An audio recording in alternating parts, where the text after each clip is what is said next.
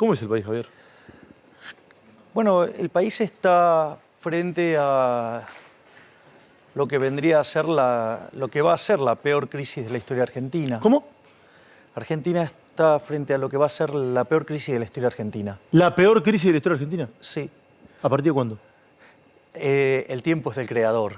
O sea, con lo cual, si lo supiera, tampoco te lo diría porque estaría ganando plata con eso. Pero básicamente vos tenés un problema en los indicadores sociales, si te fijás, son peores que los que teníamos en el 2001.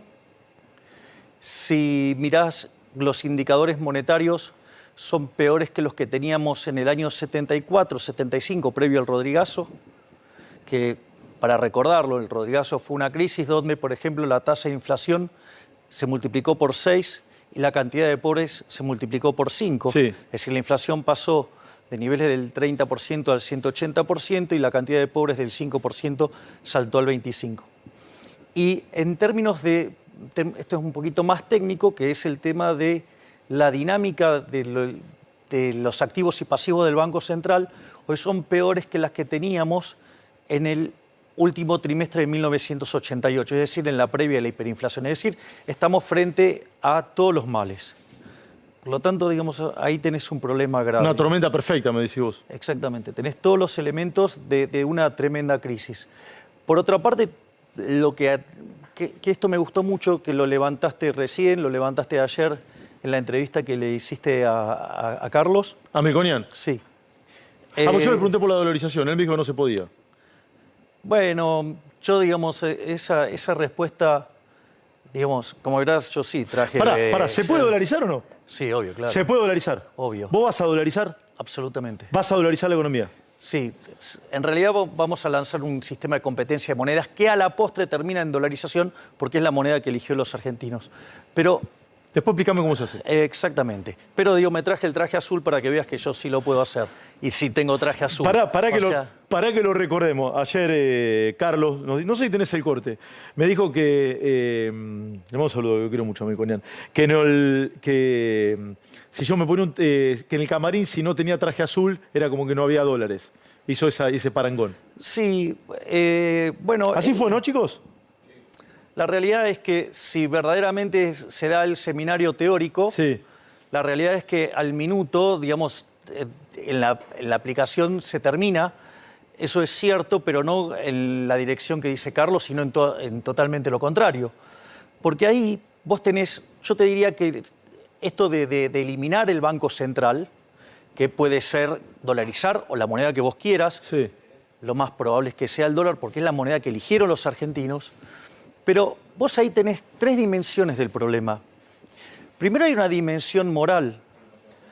La dimensión moral es que, mirá, la inflación es un delito. Mirá, de hecho, ¿La inflación es un delito? Sí, de hecho yo te traje de regalo un libro de una persona brillante, que es Ricardo Rojas.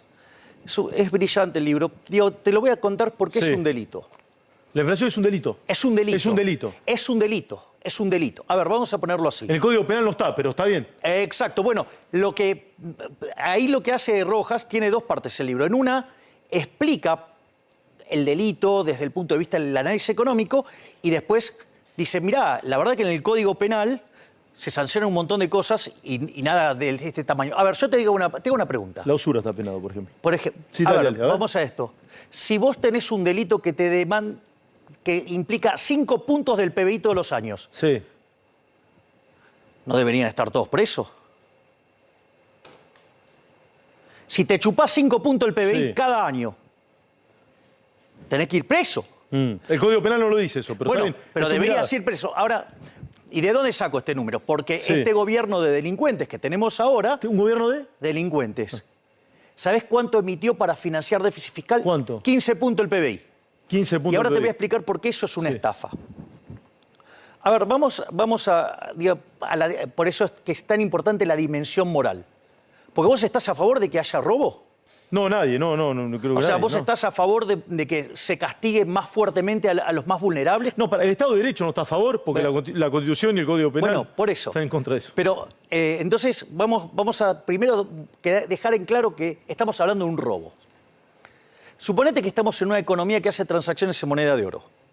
Entonces hacemos todos transacciones en moneda de oro. Ahora viene un amigo mío que es físico y otro que es químico y me dice, mira, encontré la forma de convertir el plástico en oro. Entonces empezamos a comprar plástico y lo convertimos en oro. Ahora, suponete que yo, digamos, o sea, ahora tengo un montón de lingotes de oro en mi casa, de este oro falso. Sí. ¿Cuál es el problema con eso? Nada, porque mientras que esté guardado ahí es una falsificación, es un problema mío, es como tener un cuadro falso. Sí, sí, totalmente. Un problema mío. O sea, si yo digo de repente, lo quiero mostrar como si fuera una orgía, sería un problema de que soy un idiota, pero digo, no importa, es otro problema. Si lo usas en una transacción comercial es un delito. Ahí está el punto. Entonces, ¿qué pasa? Si yo vengo con el lingote de oro y te digo, che, Esteban, ¿me cambias un lingote por un lingote? ¿Vos qué me dirías? Es rarísimo. Es raro. Como no entras en el juego, te digo, che... Y además porque no tengo lingote, Javier. No, pero supongamos que lo tuviera. Sí, ya lo sé. Ahora, como vos no entras, te digo, bueno, te voy a dar 2 lingotes. Sí. ¿Y vos qué me dirías? Mirá, cuando la limosna es grande, hasta el santo desconfía. Me va a cagar, te voy a decir. Bueno, exacto. La verdad es que los políticos no son tan obvios y tan básicos para este tipo de estafa. En realidad, ¿qué es lo que harían? Lo fraccionarían en monedas, te mezclarían las monedas buenas con las monedas falsas y te lo meterían adentro de la economía. De esa manera, aumentaría la cantidad de oro. Al aumentar la cantidad de oro, dado todo lo demás, ¿qué pasa? El poder adquisitivo del oro cae. Es decir, que todos los precios expresados en unidades de oro suben. Es decir, eso que se llama inflación en realidad es la contraparte de una estafa. ¿Y quién es el único que puede hacer eso? Sí, en el Banco Central. El Banco Central. Entonces, la verdadera estafa, si vos emitís, por ejemplo, contra dólares, porque no sé, como tenías la convertibilidad, en realidad eso lo estás demandando. O sea, vos estás entregando un dólar, te daban un peso y ese dólar estaba guardado en el Banco Central. Y además los billetes que te daban decían que eran convertibles de curso legal, con lo cual en cualquier momento vos podías ir y reclamar tu dólar.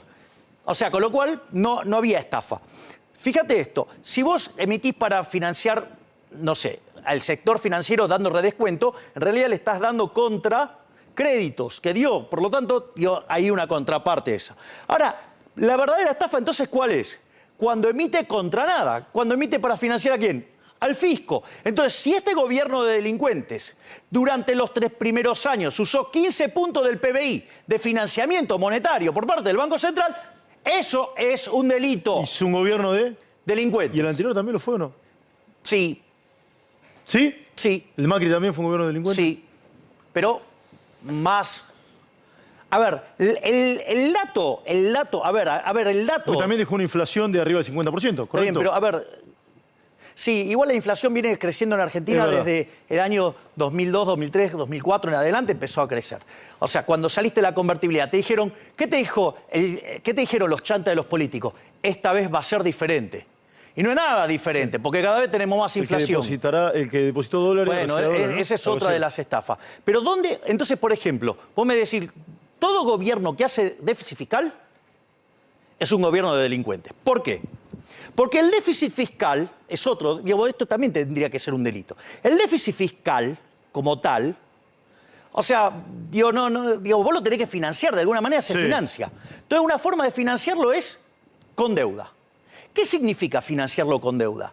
Significa que lo vas a pagar con impuestos futuros. ¿Esto qué quiere decir? Que se lo vas a cargar sobre, por ejemplo, las generaciones que no votan, las generaciones... Digamos, tus hijos, tus nietos, es más, hasta los que no nacieron. De hecho, una de las cosas que yo digo para que los partos sean, y los nacimientos sean menos dolorosos, en lugar de pegarle un chirlo al nene cuando nace, ¿sí? Que le muestren cuánto debe, vas a ver cómo se pone a llorar como loco. ¿Cómo es eso? O sea, ¿cómo es eso? El nene, a ver en lugar de darle un chirlo, le decís, mira, usted nació con toda esta deuda. Sí. Ok, pero te das cuenta que es inmoral. Va a llorar igual, entonces. Va a llorar mucho más. Ah, va a llorar más. No, ¿a vos qué te parece? Sí. ¿Con cuánta deuda? No, pero pará. A ver, vamos por parte. Entonces, primer punto. Entonces, es inmoral porque vos le estás cargando... Es como que vos te vayas de joda y le cargas la cuenta a tu nieto. ¿Me comprendés? O a tu bisnieto. O sea, te das cuenta que es una inmoralidad. Primer punto. Cualquier gobierno, entonces, ¿qué? Hace déficit fiscal y se endeuda, es un gobierno de delincuentes. Te peleo en un minuto, No, pero déjame terminar esta cosa. Otra forma que vos tenés para financiarlo, ¿cómo es?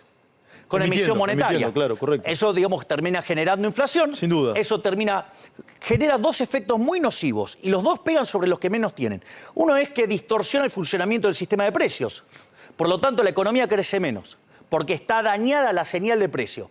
Pero no solo eso, sino que además pega entre 25 y 30 veces más fuerte sobre los que menos tienen. Por lo tanto, es decir, no solo que es una estafa, sino que además perjudica a los que menos tienen. Y los perjudica de dos lados, porque no solo que te está metiendo la mano en el bolsillo, porque vos vas a comprar y comprar menos, sino que además, ¿sí?, lo castiga porque no se generan fuentes de trabajo. Por lo tanto, además le reventás el salario real. ¿Y la otra cuál es? Directamente el impuesto explícito, es decir, el robo directo. O sea, dame la plata, digo, salir de caño. Sí. Entonces, el gobierno sale de caño al momento de emitir. Cuando te sube los impuestos, estás saliendo de caño. Cuando toma deuda, estás saliendo de caño. Cuando emite dinero, sale de caño. Entonces, lo primero que hay que quedar claro es que es un delito. El déficit fiscal es un delito. Entonces, todos los que votaron a favor del déficit fiscal son cómplices del delito. Yo voté siempre en contra. Así que, digo, en eso, digo... No sos partícipe necesario, si vos. No, obvio. Ni cómplice. Claro, exacto. Primer punto. ¿Me dejas hacerte una mirada muy breve? Porque hay dos cosas más de lo que tiene que ver con la dolarización. Hay una cuestión técnica y hay una cuestión política. La cuestión técnica es cómo haces la operación. Una de las cosas que nosotros hemos demostrado... De hecho, nosotros hemos Para dolarizar la economía, me está diciendo. Exactamente. Volvemos al tema, bien. ¿Se puede dolarizar y cómo? Exactamente. ¿Cómo se puede? Exactamente. Uno de los problemas que tienen muchos economistas, y además que también son deshonestos intelectualmente, es que solamente miran el pasivo del Banco Central. ¿Me comprendés? Sí. O sea, miran lo que tenés de base monetaria, miran lo que tenés del ELIC y nada más. Es decir, hay algunos que hasta son tan inmorales y tan chantas que cuando hacen esa cuenta... Te dicen, no puede tener los dólares porque justamente, ¿cuál es el problema? Te lo hacen al tipo de cambio oficial. 175, ¿no? Claro, cuando vos sabés que te lo tendría que estar 350. haciendo a 360, bueno, exactamente. Primer punto. O sea, lo primero que habría que pedirles es que sean honestos intelectualmente. Por otro lado, en el activo, o sea, que tiene el Banco Central es para justamente responder contra esos pasivos, que son las LELIQs, que son 10 billones de pesos, ¿sí? Y la base monetaria que ponele sean 4,5 billones o 5, digo. O sea, mientras más se emite, más crece, ¿no? Bien. Sí, pero también hay emisión futura, que son las LELIQs. Claro. Digo, pero, entonces, vos tenés que rescatar eso. Y del otro lado, ¿qué tenés? Tenés 75.000 millones de dólares en títulos, ¿sí? Que cuando el gobierno le saca los dólares al Banco Central, ¿cómo lo hace? Le pone una letra intransferible en dólares y el Banco Central le gira la plata. O sea, así como funciona. Entonces, eso es una deuda que tenés contra el gobierno. Y tenés las reservas netas, y si vos querés hacer la serie y decir que solo tenés la posición de oro. Sí. Pero no importa. Son 5.000 millones aproximadamente. Ponele. Pero es un detalle. Sí. O sea, no es lo central. Claro. Entonces, ¿qué es lo que pasa? Una de las cosas que vos podés hacer es trabajar los activos del Banco Central como si se tratara de una empresa quebrada y tratar de buscar la forma de que esos activos te sirvan para rescatar la deuda que vos tenés. Con lo cual, no es que no se pueda hacer. Yo no tengo la culpa... Como una convocatoria de acreedores, decís. Es decir, claro, yo no tengo la culpa que la mayoría de los economistas no sepan de contabilidad, no sepan de finanzas. De hecho, la forma en la cual vos terminás dolarizando tiene que ver con una combinación entre lo que es el tipo de cambio, o sea, cuanto más alto el tipo de cambio, es más fácil dolarizar, ¿sí? Porque los activos valen menos en dólares, y la cotización de los bonos.